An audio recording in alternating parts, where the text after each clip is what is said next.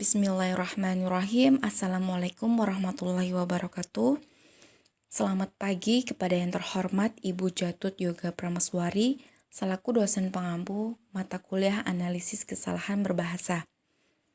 Perkenankan kami dari kelompok 4 akan mempresentasikan hasil diskusi kami yang berjudul interferensi bahasa pertama terhadap bahasa kedua. Perkenalkan, kelompok 4 yang beranggotakan saya, Heni Nuryanti, Naila Karimah Fauziah, Naf'an Alyanawa, Indri Anjari, dan Rosyanti Triwulan. Assalamualaikum warahmatullahi wabarakatuh. Saya Rosyanti Triwulan akan menjelaskan pengertian interferensi. Interferensi berasal dari bahasa Inggris yaitu interference, yang artinya gangguan, rintangan, dan percampuran. Gangguan dalam hal ini dapat diartikan adanya hambatan dalam suatu proses yang disebabkan adanya rintangan yang berupa pencampuran sesuatu dalam suatu hal. Menurut Hartman dan Stork, dalam Al-Wasilah 1993 halaman 131, interferensi adalah kekeliruan yang disebabkan terbawanya kebiasaan-kebiasaan ujaran bahasa atau dialek ibu ke dalam bahasa atau dialek kedua. Interferensi merupakan fenomena kebahasaan yang melakukan pencampuran bahasa yang timbul akibat adanya kemampuan bilingualisme pada diri penutur. Interferensi dapat berlangsung timbal balik antara bahasa pertama atau B1 dengan bahasa kedua B2. Hal ini berarti baik bahasa pertama maupun bahasa kedua dapat saling mempengaruhi satu sama lain. Selanjutnya ada bentuk-bentuk interferensi. Yang pertama adalah interferensi fonologi. Interferensi fonologi merupakan interferensi pada pengucapan atau lafal. Interferensi fonologi berupa terbawanya fonem bahasa utama ke dalam bahasa sasaran. Contoh interferensi fonologis bahasa Indonesia dalam bahasa Jawa, yaitu berupa pengacauan fonem D, D bahasa Jawa dan fonem D bahasa Indonesia.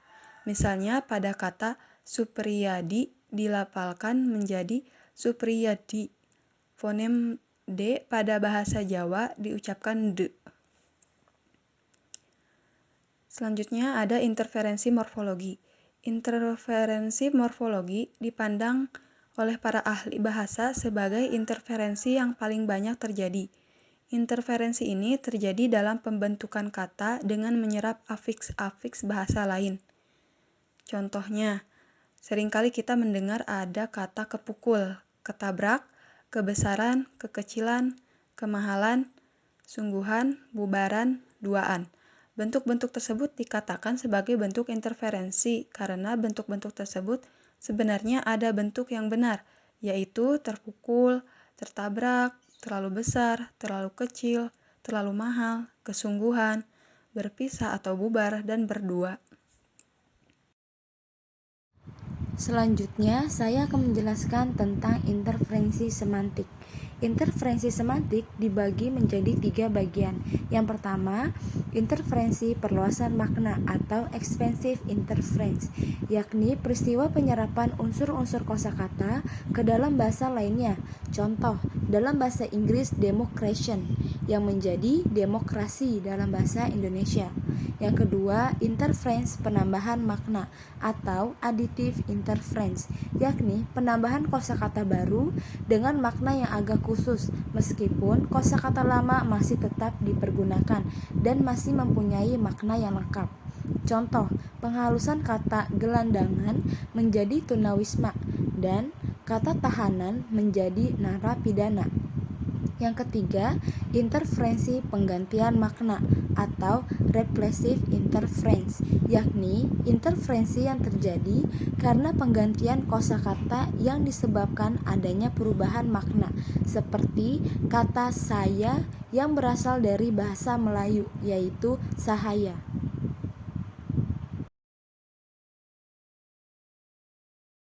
Selanjutnya, interferensi kata. Interferensi kata adalah penggunaan bahasa lain yang berupa serpihan kata dalam bahasa utama yang sedang digunakan penutur dalam berkomunikasi. Contohnya, saya sangat bosan sekali dengan keadaan kelas ini. Di contoh pertama, dapat diamati bahwa adanya penggunaan serpihan kata bahasa Papua dalam kalimat bahasa Indonesia penutur. Oleh sebab itu, penggunaan serpihan kata bahasa Papua dalam tuturan kalimat di atas merupakan interferensi bahasa Papua ke dalam bahasa Indonesia. Contoh kedua, kamu sudah mau berangkat? Kalau sudah, ayo metu bareng-bareng. Contoh kedua, terdapat penggunaan serpihan kata bahasa Jawa dalam bahasa Indonesia penutur. Oleh sebab itu, penggunaan serpihan kata bahasa Jawa dalam contoh tuturan kata di atas merupakan interferensi dari bahasa Jawa ke dalam bahasa Indonesia.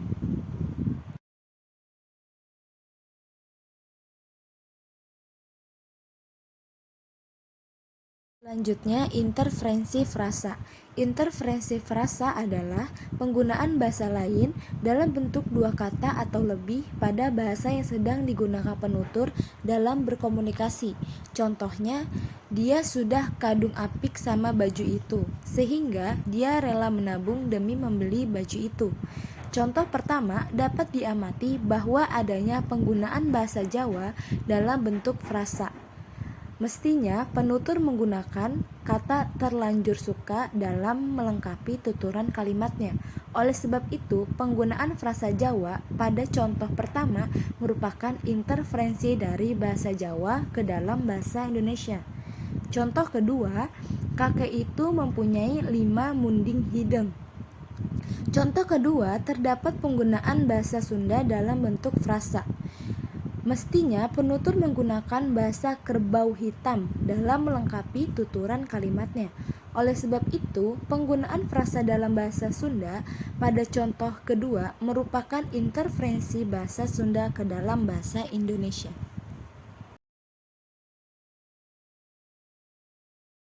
Selanjutnya, saya akan menjelaskan tentang interferensi klausa.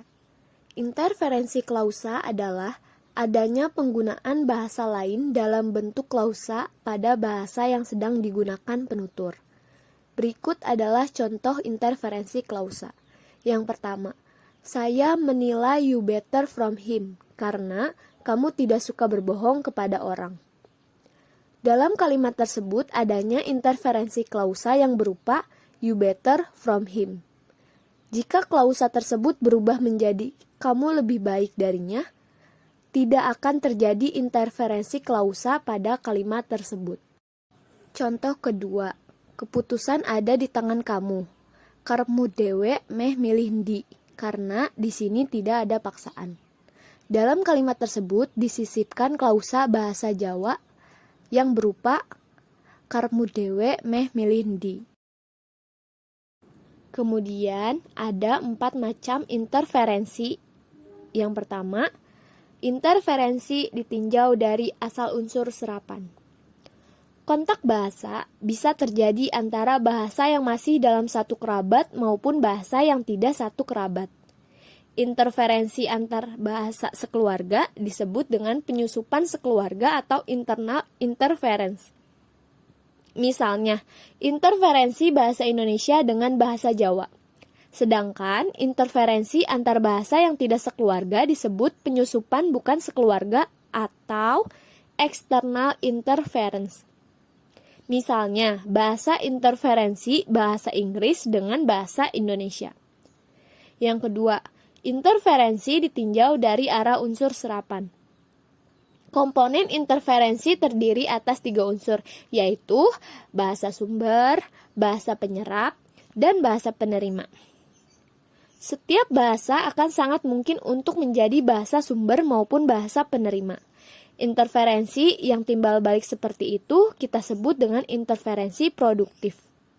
Di samping itu, ada pula bahasa yang hanya berkedudukan sebagai bahasa sumber terhadap bahasa lain atau interferensi sepihak. Interferensi yang seperti ini disebut interferensi reseptif. Lalu yang ketiga, interferensi ditinjau dari segi pelaku. Interferensi ditinjau dari segi pelakunya bersifat perorangan dan dianggap sebagai gejala penyimpangan dalam kehidupan bahasa karena unsur serapan itu sesungguhnya telah ada dalam bahasa penerima. Interferensi produktif atau reseptif pada pelaku bahasa perorangan disebut interferensi perlakuan.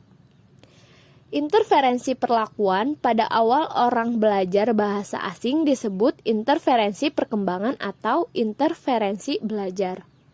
Dan yang keempat, interferensi ditinjau dari segi bidang. Pengaruh interferensi terhadap bahasa penerima bisa merasuk ke dalam secara intensif dan bisa pula hanya di permukaan yang tidak menyebabkan sistem bahasa penerima terpengaruh. Bila interferensi itu sampai menimbulkan perubahan dalam sistem bahasa penerima, akan disebut interferensi sistemik. Interferensi dapat terjadi pada berbagai aspek kebahasaan antara lain pada sistem tata bunyi atau fonologi, tata bentukan kata atau morfologi, tata kalimat atau sintaksis, kosakata atau leksikon, dan bila pula menyusup pada bidang tata makna atau semantik. Untuk selanjutnya, ada faktor penyebab terjadinya interferensi. Selain kontak bahasa, menurut Weinreich, dalam bukunya di tahun 1970, di halaman 64 sampai 65, ada beberapa faktor yang menyebabkan terjadinya interferensi, antara lain. Yang pertama, kedewibahasaan peserta tutur. Kedewibahasaan peserta tutur merupakan pangkal terjadinya interferensi dan berbagai pengaruh lain dari bahasa sumber. Yang kedua, tipisnya kesetiaan pemakai bahasa penerima. Tipisnya kesetiaan wibahasawan terhadap bahasa penerima cenderung akan menimbulkan sikap kurang positif dan menyebabkan pengabaian kaidah bahasa penerima yang digunakan dan pengambilan unsur-unsur bahasa sumber yang dikuasai penutur secara tidak terkontrol. Selanjutnya di poin ketiga, tidak cukupnya kosakata bahasa penerima. Jika masyarakat itu bergaul dengan segi kehidupan baru dari luar, akan bertemu dan mengenal konsep baru yang dipandang perlu. Karena mereka belum mempunyai kosakata untuk mengungkapkan konsep baru tersebut, lalu mereka menggunakan kosakata bahasa sumber untuk mengungkapkannya. Secara sengaja, pemakaian bahasa akan menyerap atau meminjam kosakata bahasa sumber untuk mengungkapkan konsep baru tersebut. Poin keempat, menghilangnya kata-kata yang jarang digunakan. Kosakata dalam suatu bahasa yang jarang dipergunakan cenderung akan menghilang. Jika hal ini terjadi, berarti kosakata bahasa yang bersangkutan akan menjadi kian menipis. Apabila bahasa tersebut dihadapkan pada konsep baru dari luar, di satu pihak akan memanfaatkan kembali kosakata yang sudah menghilang dan di lain pihak akan menyebabkan terjadinya interferensi, yaitu penyerapan atau peminjaman kosakata baru dari bahasa sumber.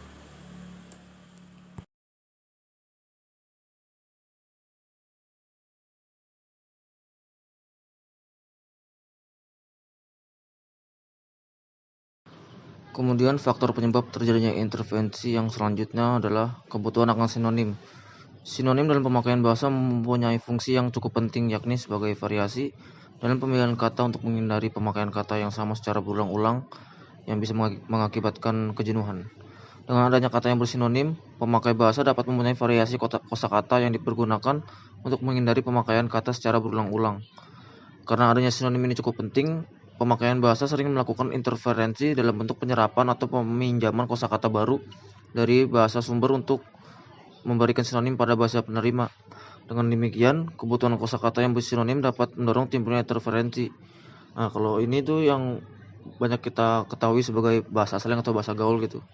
Jadi biar bahasa kosakata dan kalimat yang kita ucapkan tidak jenuh, itu tidak bosan, jadi banyak bahasa kosakata baru yang diciptakan.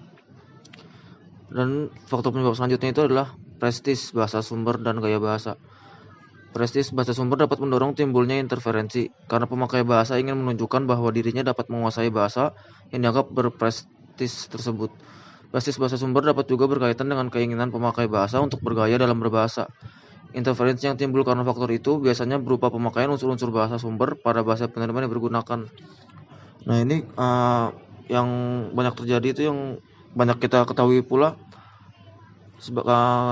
bahasa Jaksel gitu, Jaksel. Contohnya kan kalau anak-anak Jaksel menganggap bahasa Inggris adalah bahasa yang prestisius, jadi banyak yang anak-anak sana itu menggabungkan bahasa Indonesia dengan bahasa Inggris yang menyebabkan interferensi terhadap bahasa Indonesia tersebut. Lalu yang terakhir adalah terbawanya kebiasaan dalam bahasa ibu. Terbawa kebiasaannya dalam bahasa ibu pada bahasa penerima yang sedang digunakan pada umumnya terjadi karena kurang kontrolnya bahasa dan kurangnya penguasaan terhadap bahasa penerima. Hal ini dapat terjadi pada dwi bahasawan yang sedang belajar bahasa kedua, baik bahasa nasional maupun bahasa asing. Dalam penggunaan bahasa kedua, pemakai bahasa kadang-kadang kurang kontrol karena kedui bahasaan mereka itu kadang-kadang pada saat berbicara atau menulis dengan menggunakan bahasa kedua yang muncul adalah kosakata bahasa ibu yang sudah lebih dulu dikenal dan dikuasainya. Ya memang kalau bahasa ibu adalah kan bahasa yang paling pertama dikenalkan. Jadi sulit untuk menghilangkan bahasa tersebut. Jadi kadang kalau lagi sedang belajar bahasa kedua itu bahasa-bahasa yang bahasa ibu tetap ke bawah gitu. Jadi mungkin dari dialeknya atau kosakata yang udah menempel di kepalanya itu, jadi susah untuk menghilangkan. Dan itu yang salah satu penyebab Sekian juga yang presentasi faktor dari penyebab terjadinya kami. interferensi terhadap Semoga bahasa. apa yang kami presentasikan bisa menjadi ilmu yang bermanfaat. Apabila ada kesalahan, kami memohon maaf. Terima kasih. Wassalamualaikum warahmatullahi wabarakatuh.